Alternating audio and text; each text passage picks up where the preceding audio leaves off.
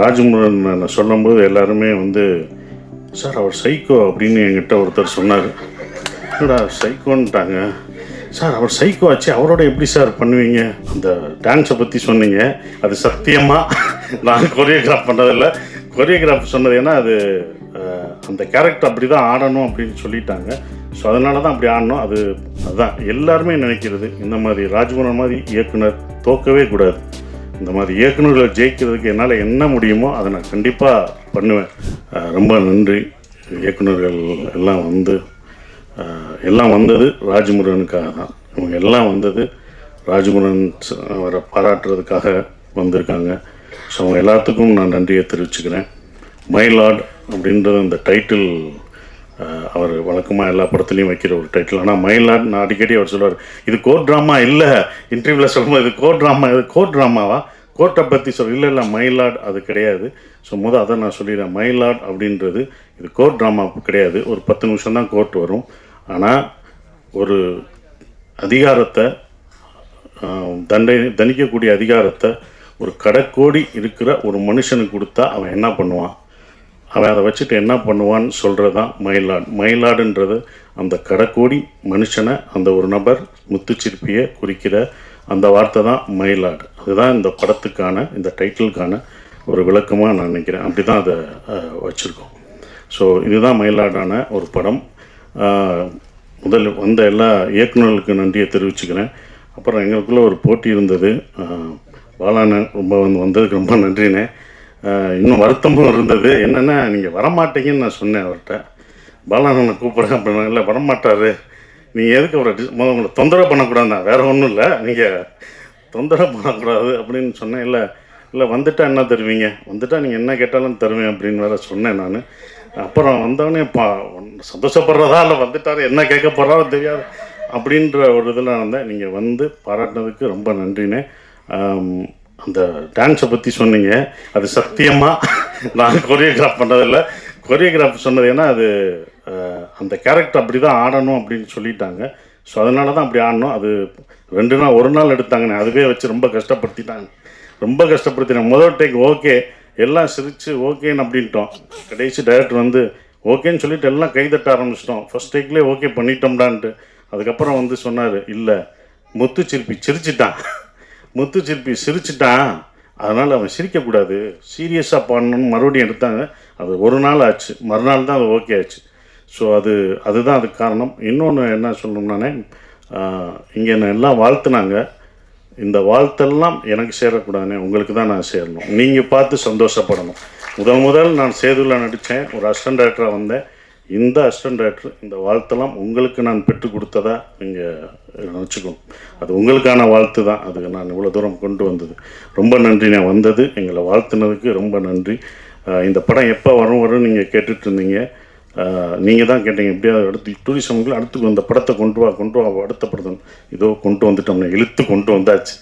ரொம்ப சந்தோஷம். மாறி உங்களுக்கும் சந்தோஷம். அண்ணன் சொல்லும்போது நான் ரொம்ப சந்தோஷப்பட்டேன். அவருக்கு எல்லாம் நீங்கள் வந்து இப்போ எனக்கு வழி நடத்துவர் மாரி செல்வராஜ் அப்படின்னு சொல்லும்போது, எங்கள் இயக்குனருக்கு நீங்கள் வழி நடத்துகிறது எனக்கு ரொம்ப சந்தோஷம். அதே மாதிரி உங்கள் இயக்குனருக்கு இப்போ நான் வழி நடத்திட்டுருக்கேன். அதுதான் உண்மை. உங்கள் இயக்குனருக்கு ஸோ நம்ம மாற்றிக்கிட்டோம், அவ்வளோதான். நம்ம சொன்னால் அவங்க கேட்க மாட்டாங்க, நீங்கள் சொன்னாங்க அவர் கேட்பார், நான் சொன்னால் அவர் கேட்பார். அதனால் கரெக்டாக இதாகிடுச்சு. ஸோ அது எல்லாருக்கும் நன்றியை தெரிவிச்சுக்கிறேன். வந்த எல்லாருக்கும் நன்றி. சோமு சார், நான் 2வது படம், ஃபஸ்ட்டு படம் வரல, ரொம்ப சிறப்பாக நடிச்சிருந்தார். அந்த நாக்கா அப்படின்ற கேரக்டர், கதிர்வேலன் அப்படின்ற கேரக்டரை பத்திரிக்கையாளர் எப்படி இருப்பாங்க, எந்த உண்மையாக இருந்து எப்படி இருப்பாங்கன்றதை அப்படியே இது பண்ணார்.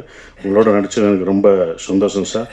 அப்புறம் என்னோட இந்த படத்தில் எங்கள் ப்ரொடியூசர் ஃபஸ்ட்டு முதல் தேங்க்ஸ் அவருக்கு தான் நான் சொல்லணும். ஏன்னா அவர் என்கிட்ட கதை சொல்ல வரும்போது சரவணன் தான் சொன்னார், ராஜ்முருகன் வந்து கதை சொல்லுவார், நீங்கள் கேளுங்கன்னு சரவணன் சொல்லி நான் கதை கேட்டேன்.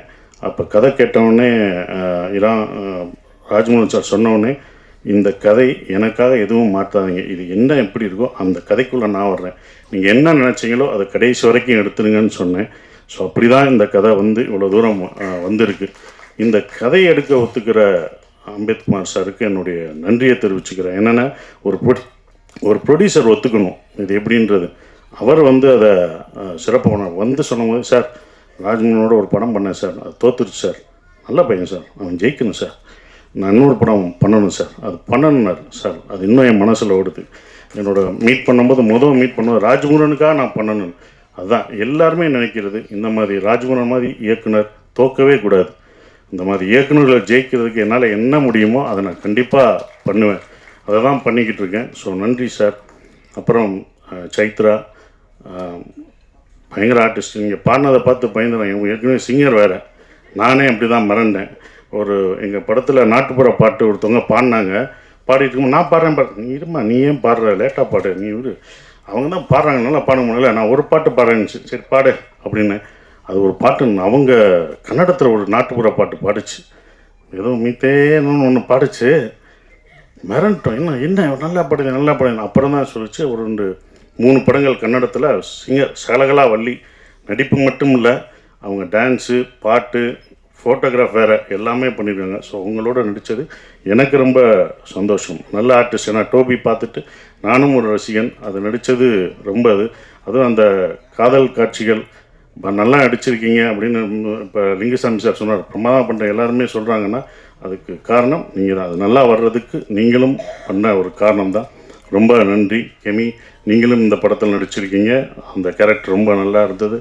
ஸோ எல்லாருக்கும், இந்த பணியாற்றின எல்லாருக்கும் என் நன்றியை தெரிவிச்சுக்கிறேன். ஷான் ரோல்டன், யுகபாரதி சார், இவங்க 3 பேரும் டைரக்டரும் பண்ணும்போது 3 பேர் காம்பினேஷன் எப்போவுமே தப்பாது. நான் அவர்கிட்ட கேட்பேன், அவருக்கு மட்டும்தான் அந்த மாதிரி பாட்டு கேட்பீங்களா? இல்லை, அவர் தான் அப்படி கேட்குறாரு, அதனால் நான் போடுறேன்னு சொல்கிறாரு. ஷான், நம்ம நட்பு இன்னும் தொடர்ந்துக்கிட்டு தான் இருக்குது. நாங்கள் இன்னும் ஒவ்வொரு இதாக போய்கிட்டே இருக்கோம். போனது டூரிஸ்ட் ஃபேமிலிக்கு போனோம், அடுத்து இந்த இதில் எல்லா இன்டர்வியூவும் கலந்துக்கிட்டு இருக்கோம்.